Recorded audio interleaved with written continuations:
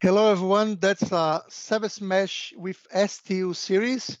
We have here a GitHub page that you can follow from Raul Ray, our speaker, and you have all the demos that you can clone this repo. You also have the Katacoda course. You can just click. We are going through all the scenarios. You can also get the Docker image used by the demos on the Docker Hub, Fast Track STO. Raul and Fernando. Raul is our speaker, is going straight to the scenario 7, is security. I think that's one very important subject and one of the main reasons people move to Service Mesh. Raul, welcome, guys. Hi, George. So go for it, Raul. We are almost finishing our journey. Yes, quite at the last leg of the series of demos and exercises that I have.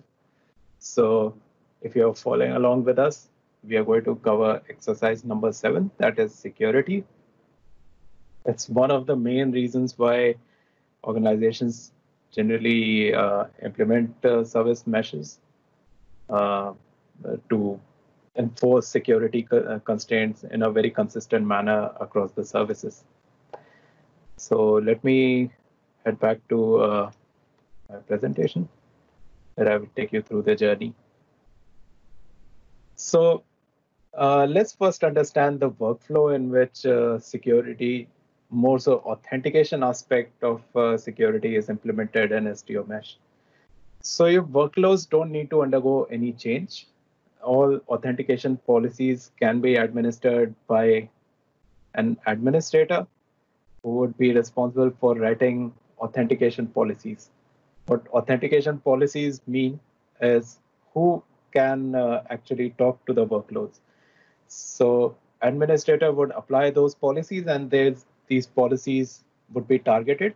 So the administrator can say that apply the authentication policies only on workload A, B, and X, not on Y. And all these policies would be propagated to the Envoy proxy.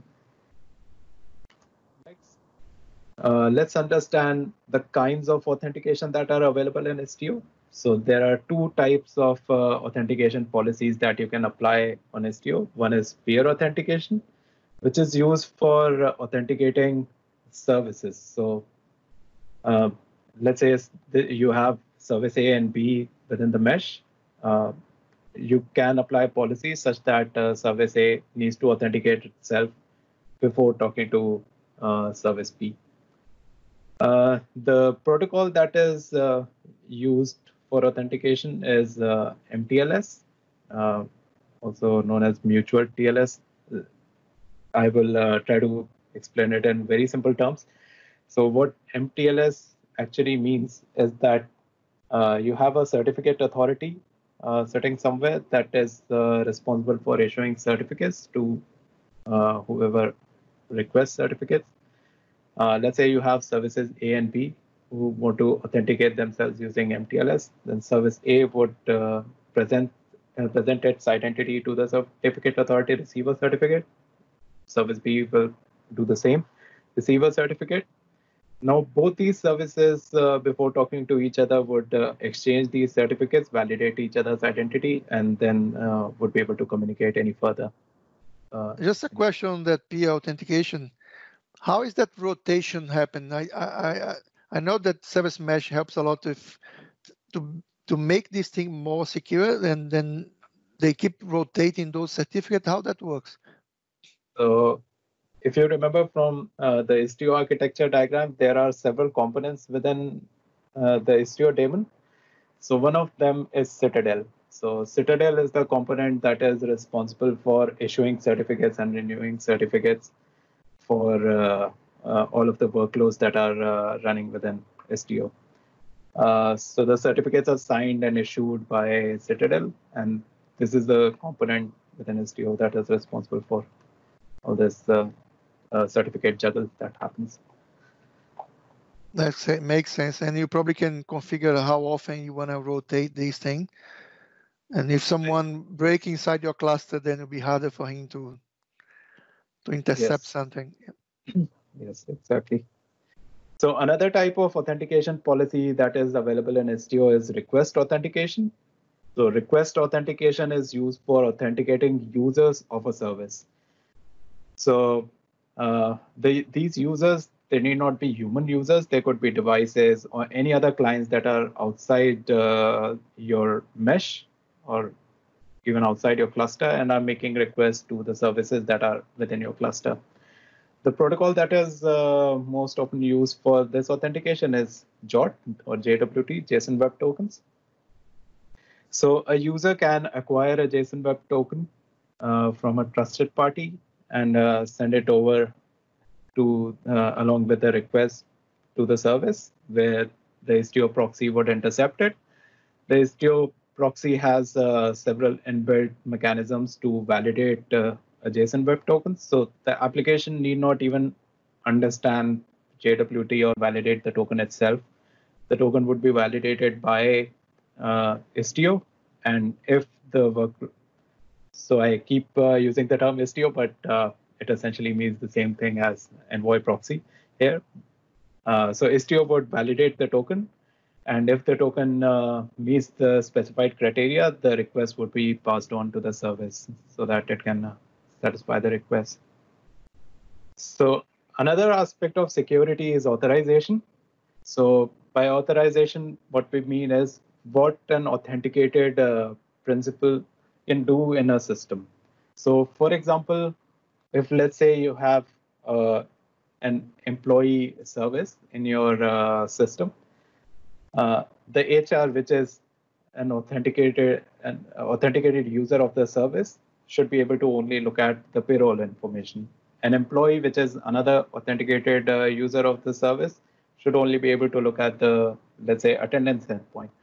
So even though you have two valid and legitimate users of the system, they have different accesses within the same service, which is what is known as authorization. So in order to apply authorization policies, again, the workloads don't need to know anything about the personas that are available that would be making the request or the protocols that are getting used.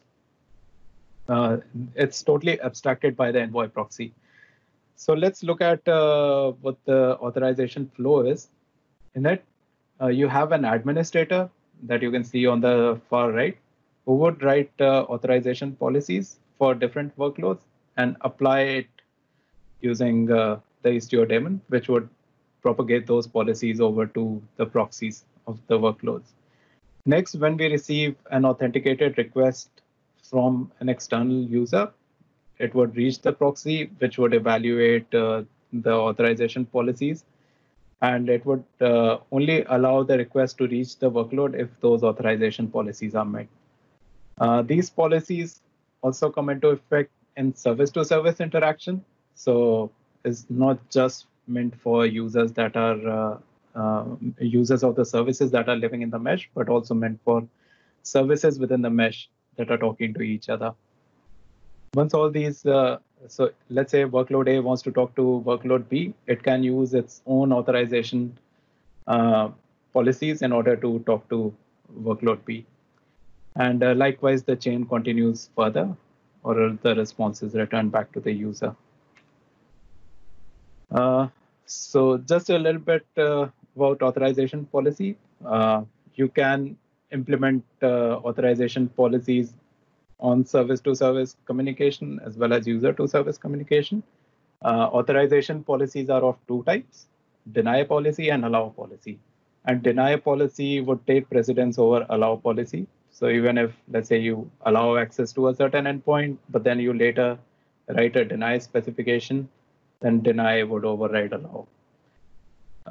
The authorization policies vary in granularity. So you can apply authorization policy at the gateway level, which is the entry point of the traffic, where if an authorization policy is not met on the gateway level itself, the request would be discarded. Or you can make it as granular as a particular HTTP verb on a certain endpoint. So for example, only allow, let's say, HR to be able to access GET requests on payroll, but not allow HR to make a put request to the payroll endpoint. So you can see that the granularity can be as high as you want and as narrow as you want. So with that, we'll jump on to exercise 7. So in scenario 7, what we are going to see is we have the Books API service. So what we are going to do is the Books service that we have in our application, we are going to apply an authorization policy on it such that only the authorized services can talk to the Books API. Earlier in the demo, when we deployed all the services to the mesh, there were no policies applied to this service, and any service could talk to the Books API at that point. So let's first look at the Books API spec. The first specification is of the namespace with the labels specified here. Next comes the deployment, where we specify the image that we are going to use to deploy the Books application. And we have a service that is exposing the Books API. So nothing fancy over here. We are just deploying the Books API to our Kubernetes cluster right now. The next specification that we are going to look at is the gateway. So we have created a standard gateway that listens to port 80. And we have used a virtual service that binds itself to the gateway. And all it does is it will forward the request to the Books API. So let's see how everything works without any authentication or authorization policies in place. So what I'm going to do is going to jump back to the terminal. Raul, just a summary there. I like this scenario 7 because you're starting from scratch. You're building the whole thing. You deploy the service, deploy the gateway, and then you're going to test the gateway without any rules, and then you're going to apply the rules just to make sure that the one is following. But yeah, I like that thing that we're doing a full deployment just to test that. Go ahead, thanks. Thank you. So here we have deployed the namespace, the deployment service, gateway, and virtual service, all that we saw at this point. Remember I spoke about BusyBox in one of the previous videos. So BusyBox is just a utility that has some networking tools packaged within it. So I'm going to deploy that as well into the cluster. But there is an important thing that I want to show you within this spec. So now I'm going to deploy two. I have already done that, but let me talk about the spec now. So what I did was I deployed two BusyBox pods into the cluster this time. So first is this one. So nothing very fancy here. It's just that this particular pod is part of the namespace, which means that this pod is going to run within the mesh. The next pod that I deployed is not in the same namespace, so it is in the default namespace, but essentially it means that it is running outside the mesh. So when I use these two pods to make a request, one of them would be talking to services within the mesh, another one would be talking to the book service from outside the mesh. So now we are going to execute a couple of curl requests. So the first curl request we would be executing is using the BusyBox pod that we saw here. We'll make requests from outside the mesh to the book service that is running inside the mesh. So let me jump back to my terminal. Just this thing. Right. So see, I haven't specified any namespaces here, just the BusyBox pod that I installed, which means that this is the BusyBox pod that is sitting outside the service mesh at this point. Ro, just a comment. If someone never used, like that before, BusyBox is kind of like a Bastion server there, like a jump box. And then that syntax there that you do --curl, you're just running something inside that jump box, that Bastion server. just to be running inside the class, and then it's a very clever way to show it. That's great. Yeah, thanks for pointing that. You can see that we received a response. It's a slightly lengthier response, but there's a response nonetheless. So what we are going to do is now we are going to use the second BusyBox instance, which is part of the service mesh. You would be able to identify it because we have specified the namespace as well here, which means that we are referring to the BusyBox instance that is running inside the mesh. So even this one is able to fetch the response. Now what we are going to do is apply an MTLS policy. So we are going to say that all the services within the mesh, they need to talk to each other via MTLS.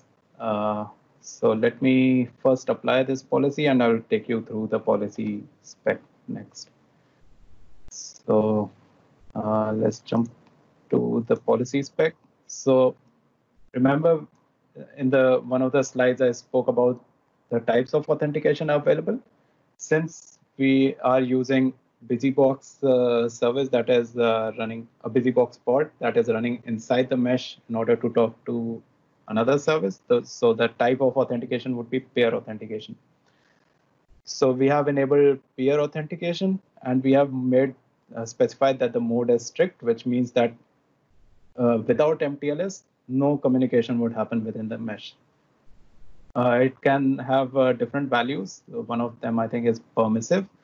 With permissive, it means that whether services can communicate with MTLS or without MTLS. So that mode is used mostly when you are still in the process of onboarding services to the mesh, but you haven't completely done that. So you don't start with a strict mode all of a sudden, because it would prevent any service from talking to the other services without MTLS. So what I'm going to do next is apply the authorization policy. So we have only specified that services should talk to each other using MTLS, but we haven't specified what is the type of authorization that should be used. Think of it as authentication that was enabled, but now we want to authorize our requests as well. So the API that we are going to use is called authorization policy. So let's look at the authorization policy spec in a little bit detail. So the first part of the spec that is important to note is the selector. So this selector actually says that this policy is meant for the Books API. Next, the rule that is part of this spec is noted here, which says that any client that is making requests to the service needs to have this particular service principal attached. And once a client has this service principal attached, they can only access the GET endpoint of the service. So we have made the authorization policy very granular. We have restricted it down to just the GET endpoint within book service can be made using any object that has this principle. So I have applied this principle already. This authorization policy already, but now we also need to do one more thing, which is applying the service account to our BusyBox pod. So what I'm going to do is this is how you specify a service account. It's a Kubernetes API. It's not specific to Istio. So this is how you create a service account in Kubernetes. You use the service account API, put it on a namespace, and you specify to which pod you want to apply this specification. Next, you specify a pod. I'm going to create another pod now within the same namespace where our Books API lives. And there's nothing much fancy in it except for this particular part of the spec, which binds this pod to the service account that we specified previously.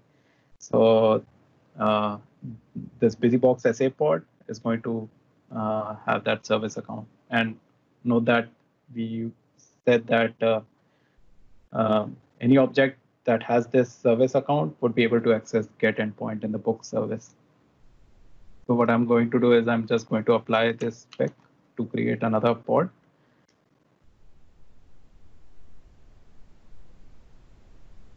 So now I have another pod created. So now let's see what happens when we try to make a request again with our old pods, old BusyBox pods that we created.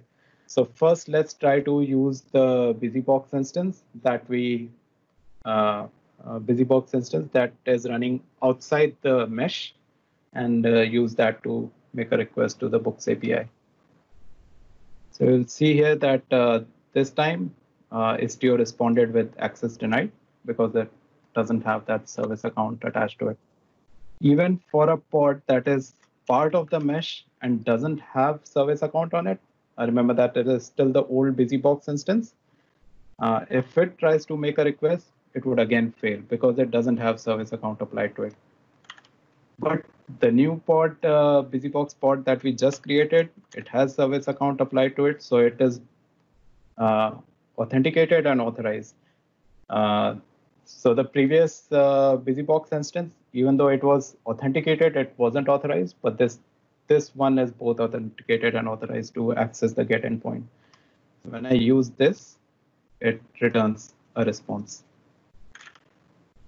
So we saw authentication and authorization in effect.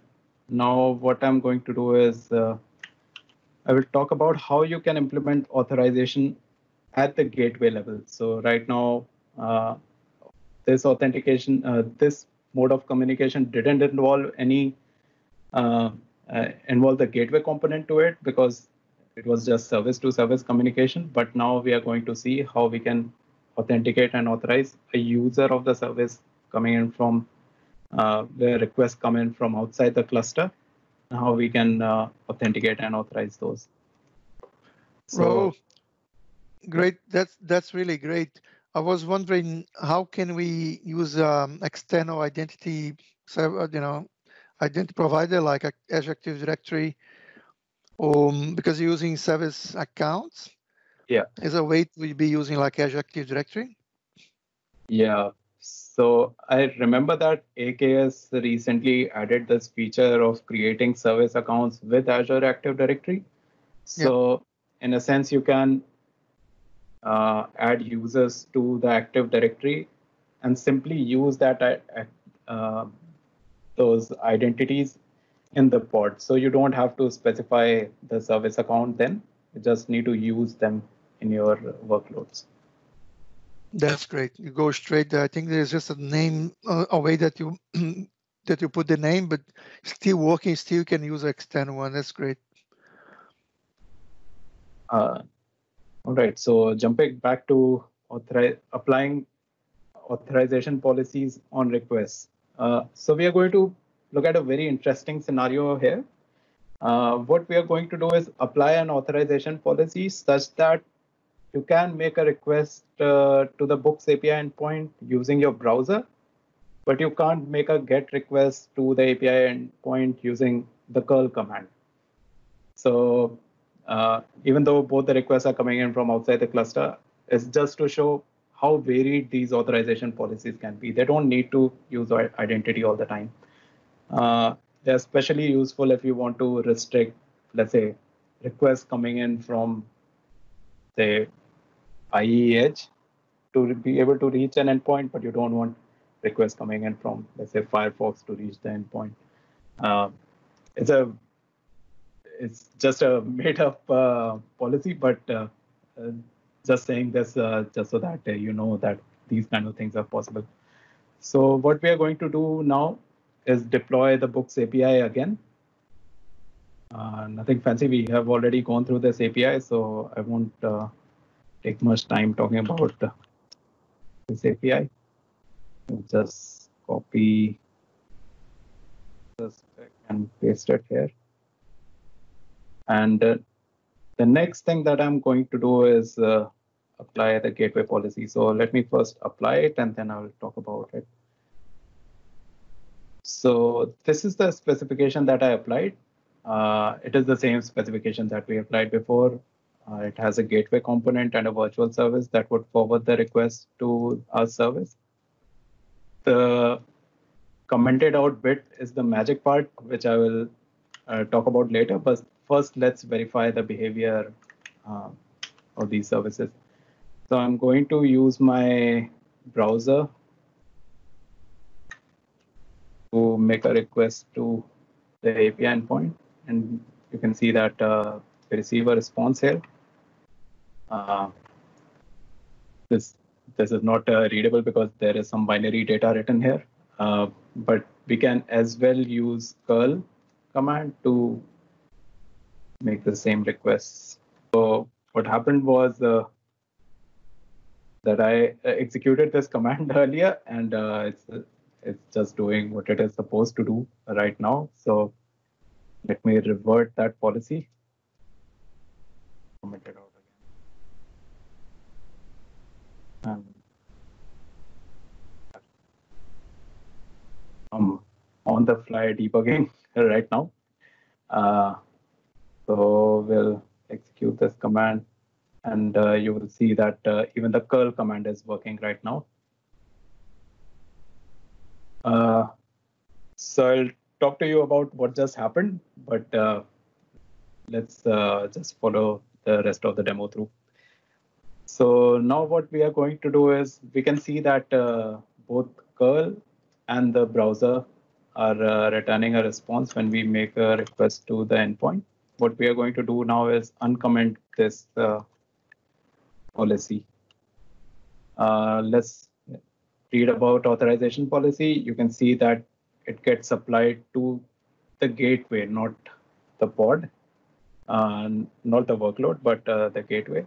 And the action that it has is deny, which means that any request that has the user agent curl, no matter which version it is, it will deny requests. So what happened before was that I had already executed this policy on the cluster, and remember that deny takes precedence over allow. So I had to revert this policy using allow earlier, and now I have set it to deny again. So what I'm going to do is I'm going to apply this policy again to the cluster. Now, in order to test whether it works, we'll go back to the browser. I will just refresh, and you can see that I'm still able to fetch this massive response from the API. Now let's try to execute the same API request using curl. See that we are receiving access denied response from the API for curl client. Even though both the clients are trying to make the same requests, just because the user agents differ, it's not able to work here. So that concludes my demo on security, and I hope you found it useful. Thank you. Thank you, Raul. Thank you, Raul. It was great. Really great to see that you can block the traffic on the gateway, or north-south, or east-west traffic, and the option for both. Thank you.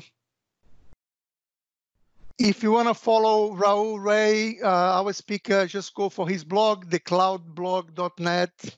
There's a lot of blogs here, a lot of content. You can see links for his books. One of the books is the STU book, just released a few months ago. It's a very nice one. I really like the Kubernetes one as well. Have had a look before.